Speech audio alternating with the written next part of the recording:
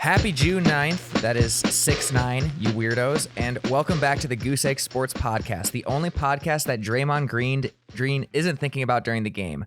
I'm your host, Matt, a.k.a. the newest Jordan Poole hater, and I'm joined by guest co-host Carson, a.k.a. sports gambling writer for Kyle Covers Spreads.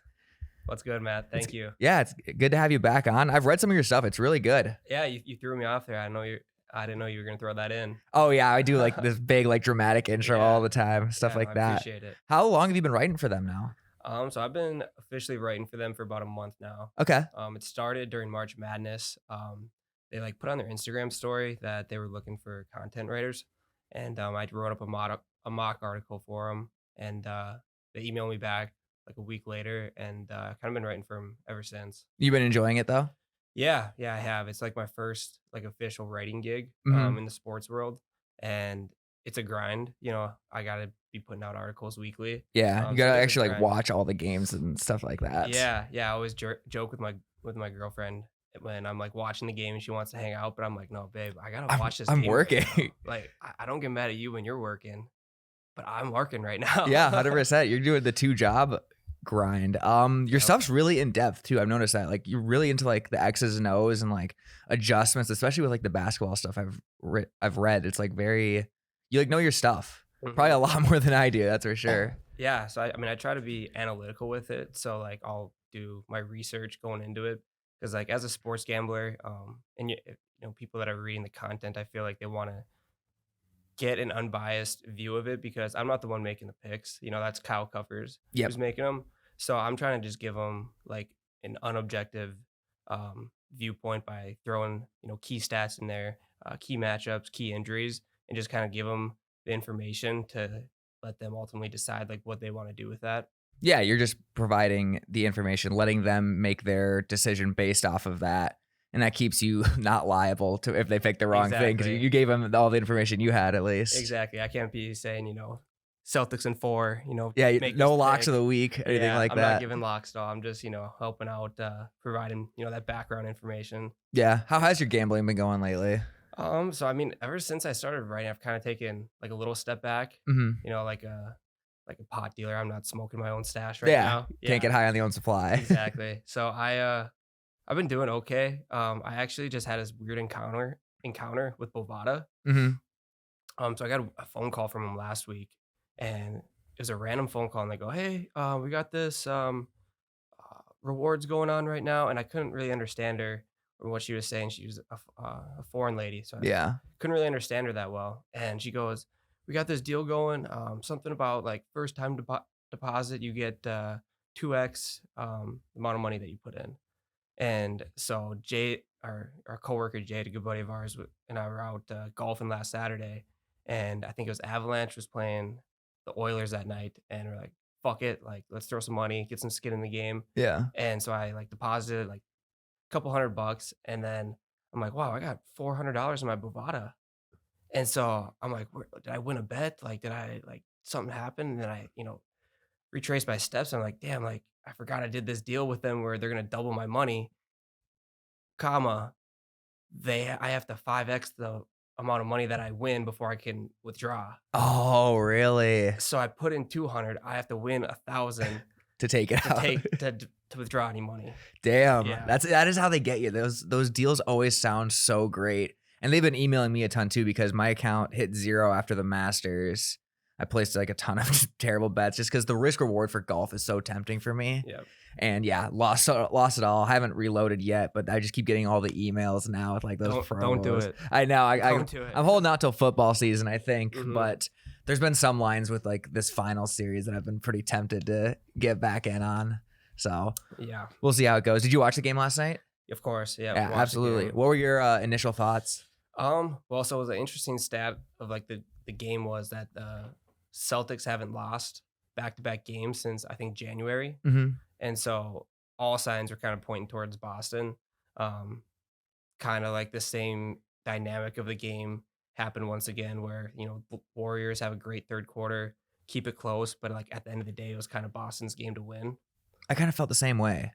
It felt very much, throughout the whole series, I just keep getting this weird feeling that Golden State is kind of just relying on their experience and they look just a lot older than Boston out there. Mhm. Boston is just way more athletic, way faster. They just seem like, and I hate to say like there's always that cliche like, oh, one team wants it more than the other. But right now, I just keep getting the feeling that Boston is like a hungrier team. Mhm. Yeah, because I mean, if you look at it, like the Warriors started this dynasty, you Mhm. could call it, in 2015, where the key guys of Green, Clay, and Curry um, won those 3 championships. And it's like after Clay got hurt for those 2 years, they're kind of getting the band back together, but only 2, 3, 4 years older. Yeah. So I kind of see what you're saying when they do look a little like a tad step slower here and there. And Boston, on the other hand, are all filled with young guys. Yeah. Minus Al Horford, their core group is dudes that are all under the age of like 28. Yeah. Very young. And they've like been on this kind of like bubble of almost at being to the finals for like the last 4 or 5 years. Mhm. Now that they've finally broken through, it feels like they're really taking advantage of their opportunity.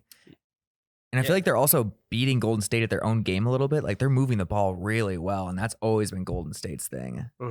Yeah. It was interesting. I heard last night that Jason Tatum's rookie year, they made the Eastern Conference Finals. Mhm. So it's like they've kind of been knocking on the door since he came with the Celtics, and now it's like this year they finally, you know, crossed that threshold and made a finals appearance, and it's like they're look ready for they're rising to the occasion. Yeah, and it's their role players that are really doing it because like Tatum, until last night, he hadn't really had a great game, hmm and it's been like the Al Horford game 1 or Grant Williams is having great games. It's really interesting to see, and yeah, Tatum is just starting to come to alive, and they're fucking killing them in the paint. The Boston size, like Golden State just can't match it right now. Yeah. Last night especially, they got out rebounded. It seemed like every loose ball Yeah. Boston was getting, and usually when that happens in basketball, you're usually gonna win the game when you're getting those loose balls, extra possessions. Um, yeah, last night just bounced in Boston's favor. Yeah, 100%. And they're just doing a great job of putting pressure on Golden State. Weirdly enough, I think the X factor of this series might end up being Andrew Wiggins. Yeah, I feel like because Golden State needs like a third person to step up, and Draymond, like Draymond's great with like basketball IQ, experience, all this stuff, but physically he just is not getting it done out there right now. yeah. And I think Andrew Wiggins might have to be that guy to be like the third person to step up. Yeah, I mean, Jordan Poole's kind of been their third scorer like all year, but he's still young. This is his first playoff series, and Yeah. I think regular season's a lot different than postseason. Whereas Andrew Wiggins has been a vet in the NBA for a while. Crazy to think about. Yeah, because I mean, we think of Andrew Wiggins with the Wolves, Mhm. for all those years, but like he's a vet in this league, and those types of players are a little more built for the playoffs. Whereas like a Jordan Poole, great regular season player, might not be a reliable third scoring option in the playoffs with where every possession is amplified, 2x from the regular season. Yeah, I do feel like he's slightly overrated now because I think, and it's not by his own fault, but I just think NBA Twitter especially, they just love like personalities and they love to just like latch onto people who have like a funny personality. And he's like pretty funny in like interviews and stuff like that. Jordan So Poole. yeah, I think so. Yeah. And I think a lot of that just kind of hypes him up to people thinking he's like already like an all-star caliber Mhm. player. And he's just not there yet. He's a good player and I think he'll get to that point. But I don't think he's there right now. Yeah, absolutely. He's a flashy player that's going to get, those clips on Twitter and Exactly. stuff. Like you see his half court shot Yep. in game 2. So he'll get that, but yeah, he's well on his way to being a legit, second scorer, third scorer on a lot of different teams, especially, the Warriors. I think he's capable of doing that. Just, right now it's his first playoff series and you just got to kind of take that into consideration. 100%. After that half court shot, he shot up to second place in the NBA, like the finals MVP rankings, Oh, really? which is, just so like typical of like NBA Twitter, just getting super excited Yeah. over clips and stuff like that. Who was first? Steph is still, Curry. which I think I would probably say if the series ended right now, I guess, I don't know if the series ended right now, it might be like Al Horford. Yeah, As well, crazy as that is to say. yeah, game 1, that was an out of body experience for Yeah, Al literally Horford. playing himself into the Hall of Fame, pretty Yeah. much. Yeah, I just feel like they need a third person to step up. The Warriors start all these games really slow too. Mhm. The first quarters have been bad for them, and they've always been like a great third quarter team, and that's always where they catch up. They're Yep. probably the best team in the league at halftime adjustments, but they can't keep starting these games so slow because Boston just comes out red hot every time. Yeah, that's been a definite theme of the Warriors playoff, run in 2022 here. Every game they've started out so slow. And Steve Kerr's touched on that. And it seems they always get it back in the third quarter because they're just absolutely dominating teams in the third quarter. But yeah, that's huge to get out on such a slow start like that and then have to claw your way back as the game goes on. Yeah. Yeah, it just doesn't help out, and especially when you are, like, the older team, like, you usually have to kinda control the game a little more. You gotta have it slow, you gotta play it to your pace, but Boston's completely controlling the tempo right now. Yeah. Yeah, I think home court advantage is going to play big going forward. Yeah, do we think game 4 is a must-win for Golden State? I mean, Are we at the must-win you always territory like to yet? say it. Yeah. You go on SportsCenter, and it seems like after game 1, every Oh, game's yeah. a must win. Exactly. You could have 6 games left, and you have Stephen A. Smith going, "That's a must-win game. It's over. Game 2, we're going into Boston. Gotta have a must-win game here, boys." Yeah, they're just trying to sell tickets, get people to watch. But I honestly think that's probably is the most overused phrase in all Yeah, sports. It's it must-win is. games because only like if it's an elimination game, that's the only must-win game there actually is. Exactly. I think it was 82% of teams that win game 3 end up winning the finals. Okay.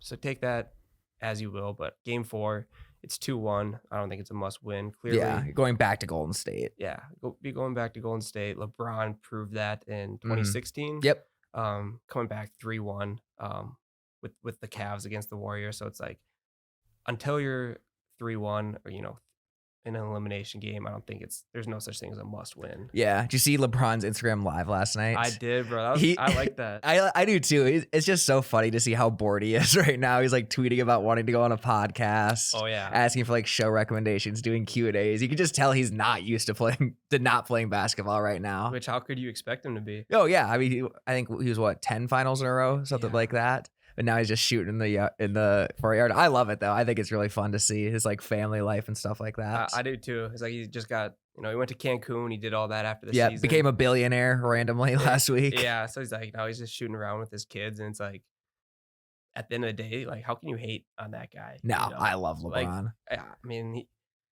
just shooting around with his kids. I did think though, I'm like, man, there would be nothing more annoying than shooting around with LeBron. Because yeah, he shoots one, cash. Yep. Shoots one, cash. I literally quote tweeted the video of like LeBron and Bronny just have Bryce rebounding for them. He doesn't take a single shot in the entire live. Yeah. He's just there rebounding for him. Yeah, he's just you got Bronny and LeBron, and then there's Bryce. There's also just such a relatable moment where Bronny bricks one and it goes and like hits LeBron's Maybach, and LeBron's like, "Yo, what the fuck?" Yeah, he's like, "Watch the car." Yeah, I love that so much. I hope he does win another one eventually. I don't know. The state of Lakers is not pretty right now. What did you think of the David Ham? Is that what the coach's name from the Bucks that they hired? The Bucks hired a new coach? No, the coach from the Bucks that the Lakers hired. As their head coach? Yeah, I'll look it up real quick. I think it's David Ham. I could be. Yeah, Darvin Ham. He's an assistant coach from the Bucks that the Lakers hired. Okay, was that an official hire? Yes. Okay, I think I saw something on Twitter. He's like I know he played in the NBA. I saw like a highlight clip of him, and I didn't know that they officially hired him as their head coach. So yeah, I just remember because of course Stephen A was like yelling just because it wasn't like a big name hire or whatever, which usually those never end up working out anyways. Like Derek Fisher just got fired from the Sparks. Like whenever former players don't usually make great coaches. Yeah, at least like former star players don't. Yeah, it's a weird dynamic. I mean, just going back to like history of coaches and stuff. Like I'm trying to think of like a star player in the NBA that ended up crossing over to be like a good, successful coach. I think the only one I can think of right now is like Jason Kidd with the Mavericks right now. Yeah, Jason Kidd. I mean, Doc Rivers. He was pretty good. Yeah, good head coach. But I mean, I played football in college, and doesn't always happen where I've had like coaches that were great players in college that came back to coach that weren't that great at coaches. It usually ends up being like those bench role guys because they just have to. I don't think they have like the physical gifts, so they kind of had to learn to succeed and make the team with like the mental side of things. 100%.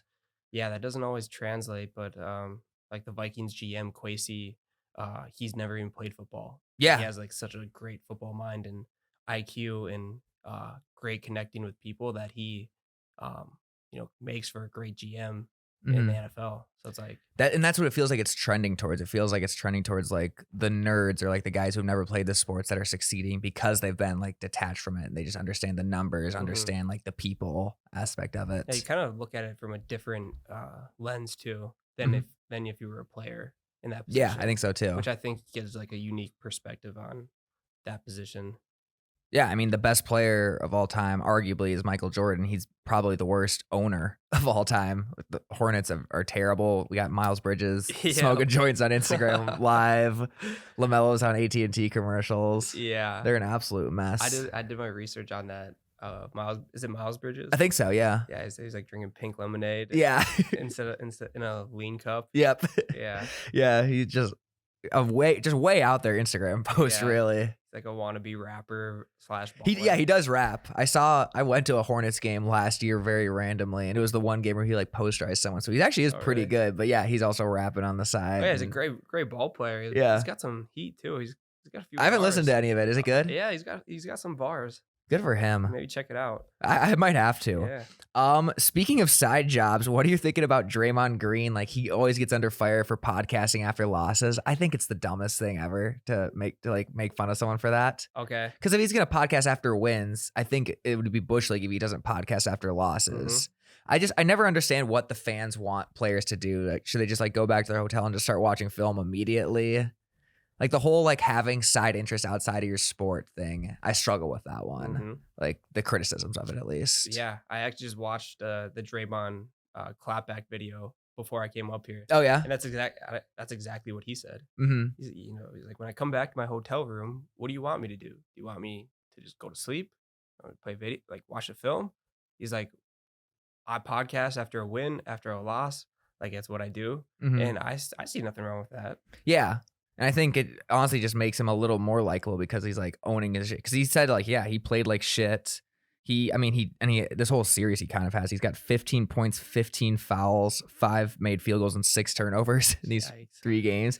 It's rough. And like he obviously makes his impact not physically, but he just looks physically outmatched right now.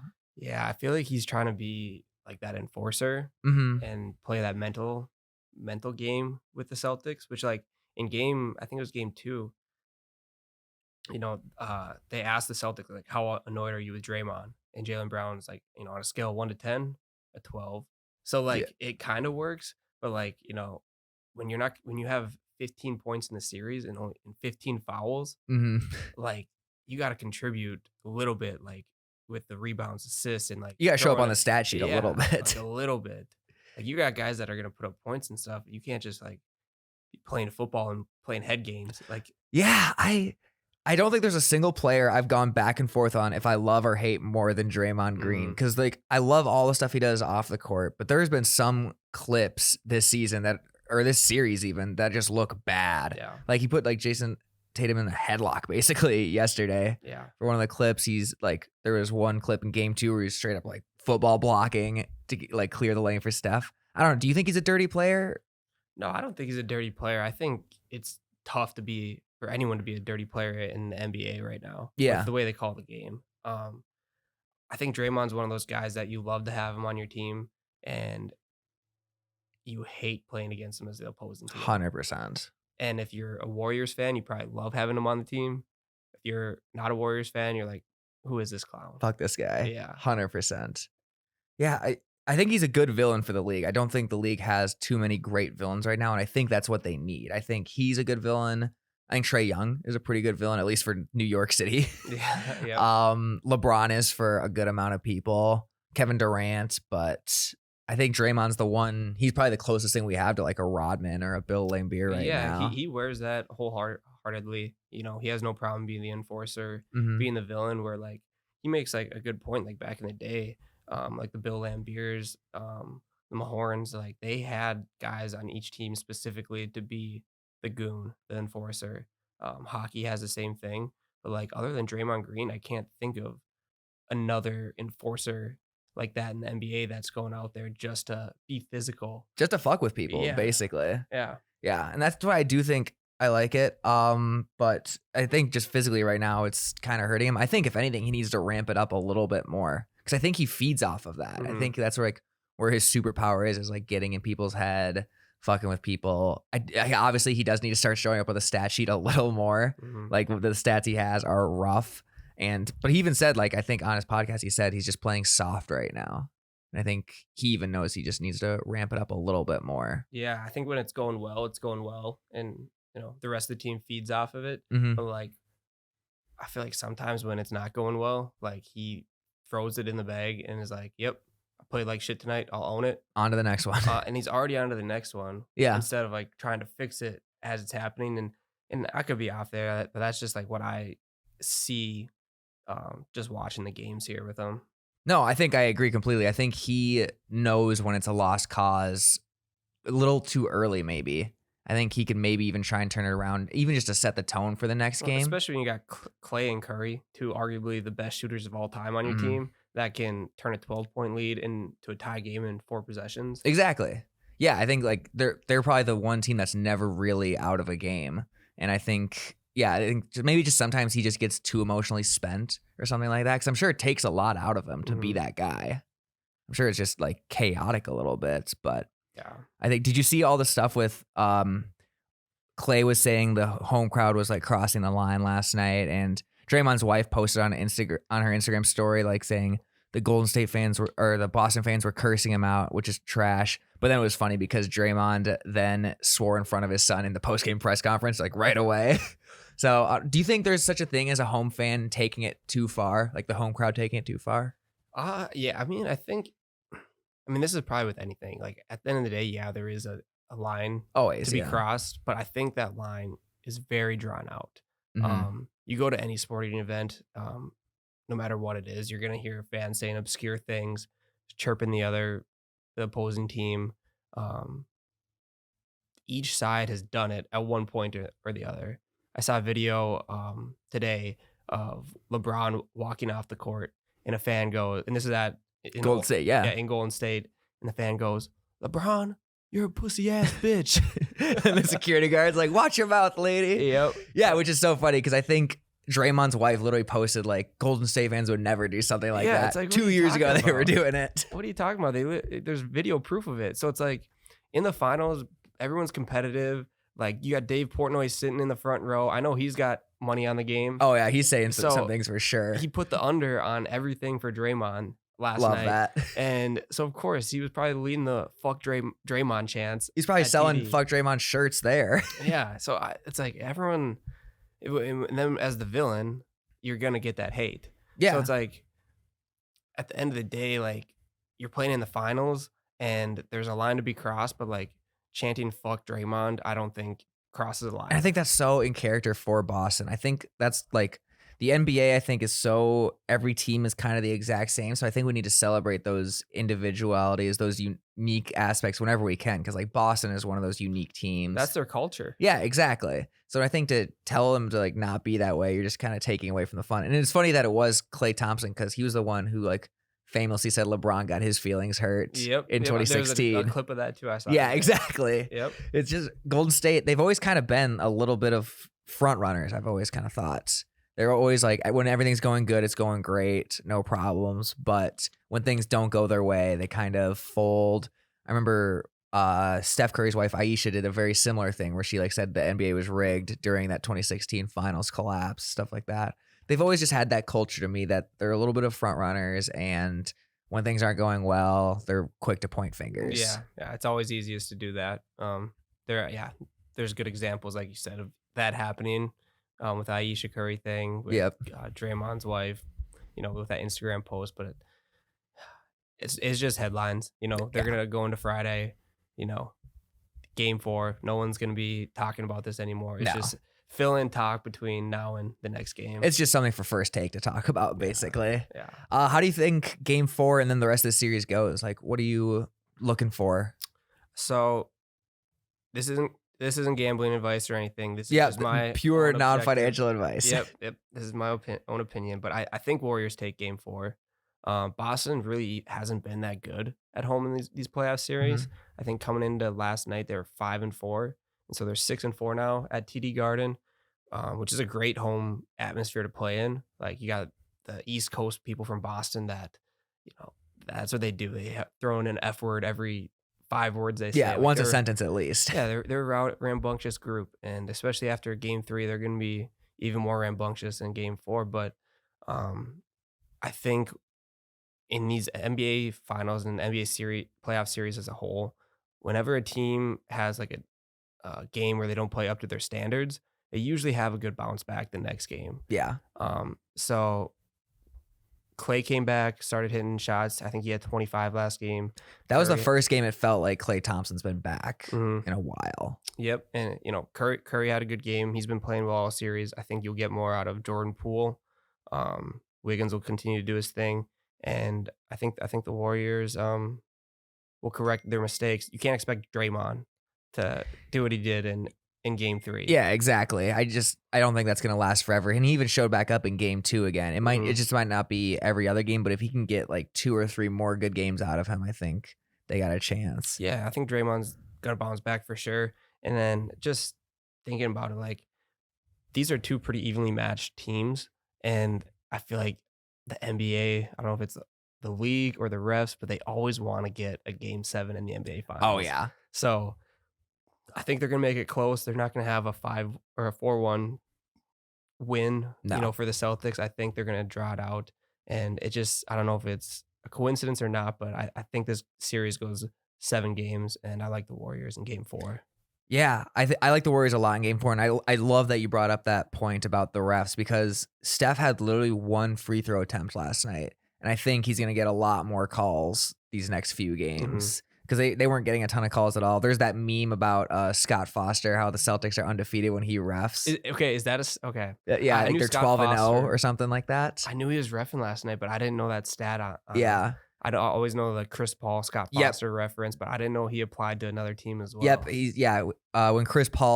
plays against Chris Paul, Chris Paul has a huge losing I think record. it's like 0-14. He's now. something like that, and now I think the Celtics in the playoffs are 12-0 with Scott Foster I reffing. wish I would have known that yesterday. I know, for real. You think the league would like look into that or something like that because that's almost damn near like not a coincidence level at that point. And maybe Scott Foster's got some skin in the game too. Yeah, he might have some Irish blood in him a little bit. Yep. But yeah, I agree. I think Golden State's going to come out hot Game 4 tomorrow night. I think they'll win it probably by like 10 or so. I like them a lot.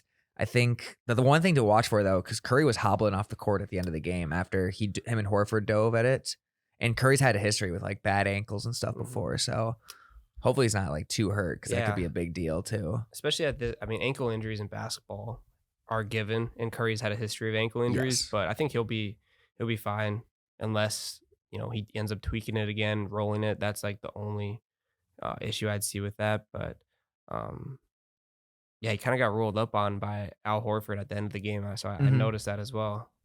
Yeah. So you think the Warriors will win in 7? Do you think Curry gets that elusive Finals MVP? Do you think it's a big deal that he doesn't have a Finals MVP? How important is that to like legacy talk? I don't know how into legacy talk you are, but Yeah, I mean, I think Steph Curry not having a Finals MVP, I think he got robbed of that first one with Iguodala. I think that's a joke. I don't mind KD getting those other 2 because KD was phenomenal, playing his best basketball ever in those playoff series. But I think if the Warriors win the finals this year, Curry will be Finals MVP. I think so too. With the first 3 games that he's put on, he's had around 30 points every game.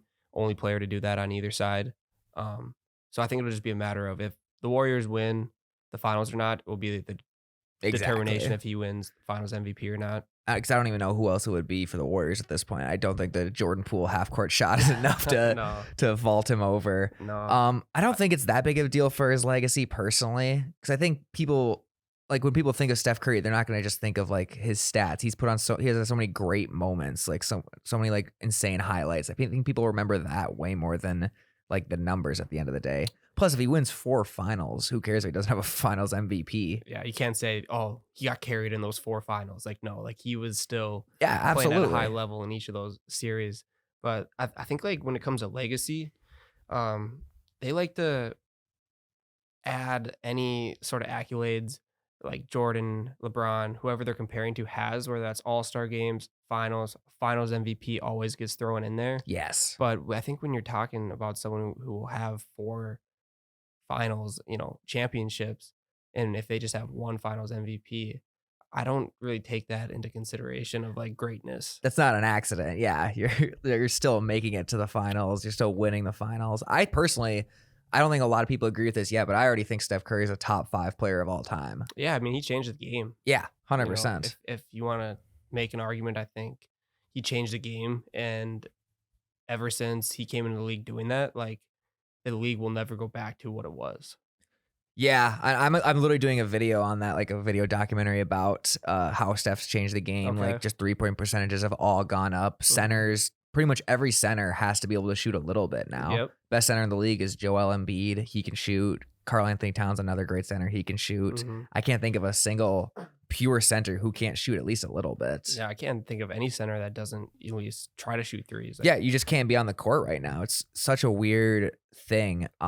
Did you see like the whole argument with like KD and Steph on Twitter last week where KD said like he was getting way more double teams, but then the numbers came out and like Steph was getting way more double teams and stuff like that? Yeah, I did. I saw that little interaction they had. I think KD is just like the ultimate troll. I do too. Twitter. Do you like him? I love him. I love KD. I on love Twitter. Kevin Durant. I mean, it's social media in general. Like even what we're doing right now, like all we're doing is BSing. Yeah, it does not need to be that serious. People love to take certain tweets and just think like that's set in stone. That's exactly how they feel forever and forever. But like when people like tweet themselves or when you Instagram or whatever, it's just like how you're feeling in the moment. Yeah, I don't think you can really take anything that you see on the internet or on social media that serious. I think if you're going to take something word for word for what they're saying, just do it from a press conference. Yes. Do it from an official interview. Do it from an official, maybe even an official podcast. Even that I wouldn't put that much weight into it. Yeah. But especially, either Twitter, Instagram, Snapchat, if they have that public. If you're taking like trying to take solid information from like those platforms, like it's not that deep. No. Don't take it that serious. It's just like funny trolling interactions between these guys. Yeah, and he's come out and said multiple times he's literally just fucking around. It doesn't bother him at all. And I love that personally. He even admitted that when he got caught with the burner, he got caught because he was high. Oh really? Oh yeah, I think didn't that's hear about that. I think that's hilarious. Because Yeah. he's come out now and said because the NBA allows people to smoke weed now, which is why Miles Bridges isn't in trouble. Yep. Although it's still just like a weird look. But yeah, Kevin Durant's come out and said like he smokes like every day. Yeah. I'm sure he was doing it before the league even banned it too. Yeah. I think I saw that interview where With Letterman. is that who it was? I think so. Yeah. He's like, yeah, I'm high right now. Yeah, exactly. Yeah, I'm a huge Kevin Durant fan. I don't think there's too many people who really like him out there right now, or at least that's what it seems like on Twitter. But Yeah. Twitter is definitely not an accurate Like we just representation of the world. Yeah. I think if Golden State's gonna want to win this, I think they're gonna. Do you remember in 2015 that first finals when they had to make a lineup change? They took Harrison Barnes out, put Iguodala in. I think they need to make some sort of lineup change like that. I don't know what it is though. Mhm. I think they need to get bigger somehow, or just either bigger or they have to beat Boston at their own game and get faster. I don't know what it is, but I'm also not Steve Kerr, surprisingly. So I don't know. I just think they need to change something, and I think they need to stop playing like they're the favorite. I think they need to get a little hungrier. They need to come out, obviously, a lot more aggressive. I think Boston in 7. Okay. I just think they have the edge right now. It feels a lot like how Golden State was like, it was their coming of age moment in 2015. This kind of feels like it might be Boston's. Mhm.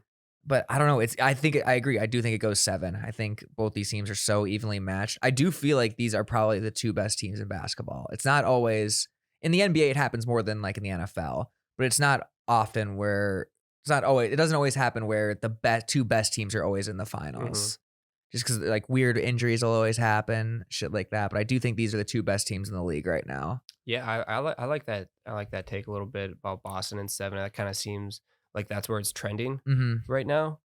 It's interesting you bring up that point in 2015 where Kerr where Iguodala started getting more minutes than Harrison Barnes. Just thinking about it here, I mean, I know Draymond, as we said, is kind of like the heart and soul of that team. That's But what I'm thinking. to this What if you point, take him out? yeah, well, and to this point in 3 games, he has kind of harmed the team more than he's done good for the team. Yeah. So you're like, okay, who are we gonna replace him with? Well, I think Jordan Poole personally hasn't been getting enough minutes, Yep. especially with Clay and Curry at the same time. I'd like to see the stat on how many minutes those 3 have played together because when Curry comes out, they bring Poole in to pick up the slack on offense. So I kind of like this combination of Curry, Clay, Wiggins, Poole, and Looney. Go small. Yeah, well, small, but then you got Looney as a rim protector. Yeah. So I don't hate that. I like that a lot. that gives you actually. both one side of a 3-headed monster on offense, 4-headed if you want to throw Wiggins in there. At the same time, you still have size with Looney protecting the paint. Yeah. So and that's a combination I don't think I've seen yet in this series. I definitely don't think we have. And Draymond is right now playing, I think I saw 35 minutes a game, and he's just not putting the numbers. I think it would take guts, but I think moving Draymond to like the 6th man, I don't hate that at all now that you mentioned it. I think and you can still start him, but just like how your rotations go throughout the game of bringing in Poole first off the bench for Draymond and letting, just mixing up your rotations. You can still keep your starting 5, but I think maybe give him another chance in game 4. If he still throws up duds on the stat sheet, like you've got to make well then it's a change, and maybe even midway through game 4. Yeah, and I honestly think that. Yeah, I honestly think Draymond would be open to something like that. I do think he is a team player first and foremost. I don't hate that matchup at all because I think Looney is a good rim protector, and then just have shooters everywhere. Just having that size, man. He's a 6'11", 7 foot tall center, and just to have that rim protection, anytime these guys are going to the layup to the rim when Looney's not there, like they're getting uncontested layups theoretically. So just having a contester there that can alter those shots makes a huge difference. Awesome. Yeah, I agree. I think, and then you also just keep Boston guessing on their toes. Like they can't use as much energy on offense because they're gonna have to defend all 4 of those guys. I just get the weird feeling that this series is gonna come down to like a weird like Andrew Wiggins shot in the corner. It's going to come down to some player who's not one of those top 3 stars. I think it's going to come down to some role player stepping up and making it. Could be Jordan Poole, like an Al Horford game 1. Exactly. I think someone from Golden State's going to have to do that because they're built pretty much the exact opposite of Boston right now. They're just all like old veteran guys. And I think some veteran that's not Steph, Clay, or Draymond is going to have to make a big run, make a big play, have a big game. Because other than that, I think Boston's just role players are stepping up. They've just started this series way hotter. And I think eventually that'll run out. But I also think Jason Tatum is not going to be playing so poorly forever. His stock is just going to keep going up. Yeah, so, he's scored the ball, but he just hasn't been really efficient in his scoring. Not at all. So his shooting percentage has been low, but he's still getting 20 plus points. Yeah. But yeah, I think you kind of see that in every finals, whether it's like a Dellavedova, come out game or just something like that, or an Al Horford game 1 game. And I think Wiggins could be that guy because he's been playing well. He hasn't played great where he's blown up in any game, but he's played well in every game. I think what you're going to get from Curry. You kind of know what you're going to get from Clay most games. But if you have like a Andrew Wiggins who, pops off one of these games and goes off for 30, like that's going to be tough to beat. Yeah, definitely. Andrew Wiggins has come so far from his days in Minnesota. I know, right? Kind of proud of him, honestly. Same, bro. Same. Like he's not taking those just god awful long range 2s anymore that he doesn't was have famous to be for. the guy anymore. Exactly. And that's where that was his downfall in Minnesota. He was so young. Yeah. First overall pick. He was supposed to be like the next LeBron. Exactly. He was like the most hyped pick since LeBron. Yep. And it just didn't work out. I think this role is just so much better for him. 100%. Just let him focus on offense. And he's actually a pretty good defender, I think. Yeah. Yeah, he is. He's long, he's athletic, and he gets after it on the defensive end, which is like what they need out of him in his role. But like on offense, he doesn't have to be the 1, the 2, the 3. Like whenever he gets the ball, he's usually in space and like he can score the ball. He can attack the rim. Like he doesn't have to be that guy with all the pressure. Being a first option scorer. Yeah, just wasn't his game. I think it was obvious that like Steve Kerr was like going to be able to bring the best out of him. This is super random, but did you see that thing before the game where the Warriors noticed that like one of the rims was 2 inches too high? I think something like that. I think that's so. Is it their own rim? I think so. Something like, but it would have obviously switched like back and forth throughout the game. But I just think that's really funny how like pro NBA arenas can't figure that out during the finals. Like you think the maybe actual it was height. like an inside job? It might have been. Like who knows? You never know. Like I think if you're not cheating, you're not trying, kind of. Okay. Something like that. But then again, it would have affected Boston like second and fourth quarter too. The Warriors were warming up on that hoop, and they were warming up on a hoop that was 2 inches taller for Now we're an going down the hour, rabbit hole. 2 hours before the game, that could throw off, their entire game, going forward. Especially when their whole game is based on touch and like the shooters finesse, stuff like that. Not saying they did it, but it's in the Investigate realm. Boston. Yeah. That's what I'm thinking. Yeah. So, yeah, but I got Boston in 7. You got Golden State in 7. I would not be shocked if it's Golden State in 7 either. I think it's going 7, though. I think it's going 7 as well. Yeah, I just think it'll all come down to some sort of role player. We'll do a few little NFL topics real quick. The biggest NFL news right now is kind of the suckiest story, but it's Deshaun Watson got another case against him. Do you think he's ever going to play again? I don't think he is. It's a tough question. Knowing the NFL, yes, I think he will. And that's where it gets tricky because Calvin really got suspended for a year for gambling $1,500, but I could also see Deshaun just getting like a 6-game suspension. Yeah, I don't think he'll play this year. But I think he will play again at some point. I don't think it's this year, though. I think Baker will be the Browns starting quarterback for the entire year. You think he'll come back? I mean, no one else is taking him. Like, you're already into That's OTAs. That's what's weird. I don't think like the rest of the league like really respects him that much. Which I think is disrespectful. I like Baker. I do too. I don't think he's a great quarterback, but I think he's better. I mean, I don't know why the Seahawks haven't taken him yet. Yeah, if I'm the Seahawks, he fits that culture perfectly too. Yeah, the Panthers don't want. I think the Panthers are just tanking though. Yeah.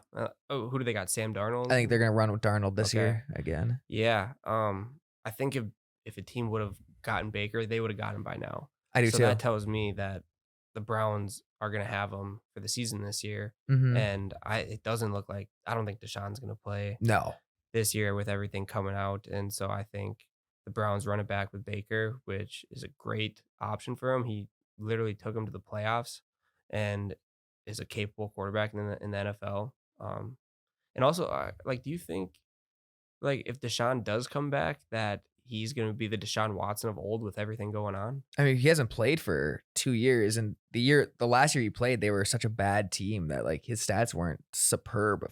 If I remember correctly, Yeah. Like they're banking 100% on a prospect, and they gave $230 million guaranteed and however many draft picks for someone who hasn't played. Yeah, exactly. And that's what's crazy. Like if he never plays again, like do the Browns get to void that contract, or are they just out those draft picks and out that money for the next 8 years? I heard something. There's like some stipulations that like if certain thing has happened that like it's actually not fully guaranteed, like that he won't get the money. But I'm just thinking from an athlete's standpoint, like how do you play with all of this going around, like this narrative? The focus, yeah. He probably doesn't even have a lot of the support in Cleveland. No. So it's like every away game you go to, you're going to be hearing it from everyone. And even in your home games, you're not even coming home. No. If you don't even have like all of your home fan support. No, there was like petitions signed when he joined the team to like just cut him immediately. It's like, yeah, I do not think he's going to be well loved in Cleveland right now. And that's tough to wrap your mind around and tough to play at a high level. Yeah. Because athletes, I think we take for granted how much focus goes into being, especially a quarterback. Yep. How much focus goes into that. Huge mental game. And they do have a good team built around, so he won't have to be like the Deshaun Watson of the Texans where he has to make every single play, assuming he does play. But it's a great point. He hasn't played in how long?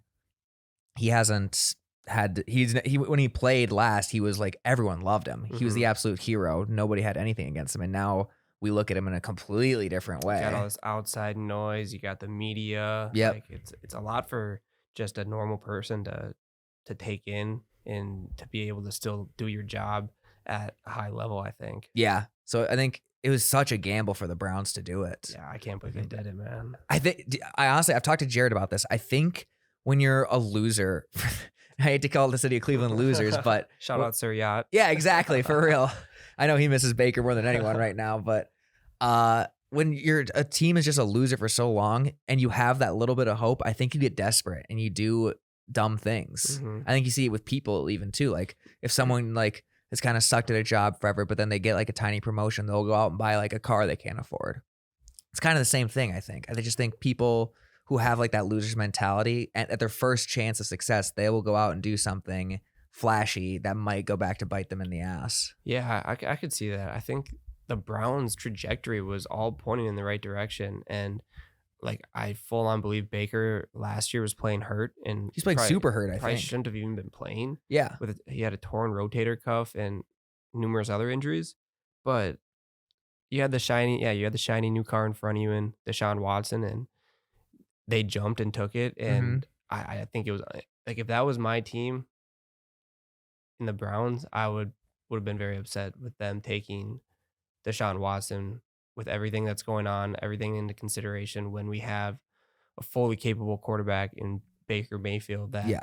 can help take us to the playoffs and make a deep run as, he's already done once. I agree completely. I think they just panicked, and I think they might have ruined their chance with like this core, because I agree. I think Baker's never going to be a great quarterback, but I think he's a quarterback that can get you at least to the second round of the playoffs. They were one play away from the AFC Championship 2 years ago because there was that Chiefs game or whatever. Yeah. But yeah, I think they had a chance. I think Baker's getting way too much hate right now. I'm not a huge Baker fan, but I know he's better than what people treat him like on Twitter and stuff like that. I think if you like pull back his stats from the year before last year, so that would have been like the COVID year, like he had a solid season, and then injuries plagued a 2021 campaign from him. Yeah. But he's healthy now. A healthy Baker in 2022. I mean, that's probably what we're going to end up seeing, but I mean, the Browns aren't looking good right now with the Deshaun stuff going on. I don't think Baker's going to want to play for them. And then you have that too. Like he got dismissed fiddle. from mandatory mini camps today. Like they just said like he doesn't need to show up. I think other teams might just be holding out for him to cut, like just wait for him to get cut, because I don't think anyone's going to trade for him just knowing he's not going to play for them. Because especially with Baker's personality, I just don't see any way, unless he just wants to go say fuck you to management, go win, and then leave the next year. Yeah, I don't know what he's going to do, because like you said, he could do either, but Baker is a spiteful dude, I feel like, from that standpoint, and is going to fuck you Browns. Like, I'm not 100%. playing for you guys. Like, give that type of attitude. Yeah, I think the Browns are for sure the most fascinating team in the league this year, just because of that. We need a Hard Knocks on the Browns this year. 100%. I think that would be a blast. It would be absolutely 4 years too early. Yeah, exactly. They were during the Hugh Jackson, like 0-16 years. Yep. Just a little too early. And the last one I had, did you see Aaron Rodgers got a new girlfriend? Oh, I think I saw something. What's her name again? Her name is Blue of Earth. She claims she is a witch and a medicine woman. Yeah, I saw a tweet about that today. What's up with that? I got no idea.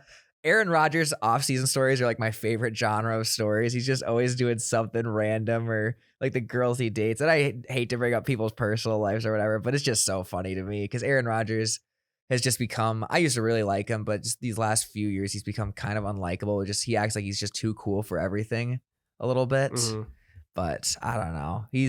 And I still love watching him play. And some of the stuff I do like agree with. Like, I think he is a smart guy for sure, but then he'll just go and do stuff like this, and it's just hard not to laugh at it. Oh, he's got a laundry list of girlfriends. Yeah, he does. This one to the list now. I've never heard. What, do you know her real name? No, I looked her up on her Instagram. She's got like 80,000 followers. She's just like a medicine woman type thing. She calls herself a witch. I think that's phenomenal. Poor Aaron Rodgers. Good luck, man. Yeah, exactly. I think that's all we can say.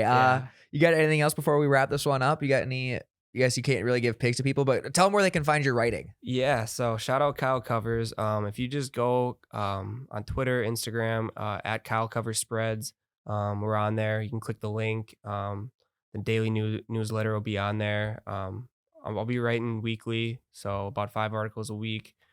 People can see the content there. And yeah, like I said, I'm just giving some overall tidbits of information on each team, doing my research, just kind of picking out any key factors that might play into the game, maybe giving some spreads, like, said team has hit the under 5 games in a row. I'm throwing in information like that. So yeah, shout out Kyle Cover Spreads. They're big on Instagram. I know like the Nelk Boys and Bob Menery gave him some shout outs the other day. So yeah, it's kind of cool. That is really cool. Yeah. I think they're getting like really into sports betting, like that stake stuff too. I know Kyle's doing a lot of stuff with stake, which Drake is doing too. Yep. Like as a video roulette that he's been playing, and Drake's been placing a ton of parlays on there and stuff like that. Yeah. Just interesting. It's definitely blowing up. But thanks for coming on, Carson. We'll have you on a lot more, especially as football season gets going here soon. Yeah, absolutely. Thanks for having me on. I was excited to come on today. Absolutely. Get away from the shop and talk a little chop with you. Yeah, 100%. All right, guys. Have a great rest of your week. Enjoy Game 4, and we'll see you when this series goes to 7. Peace. Peace out.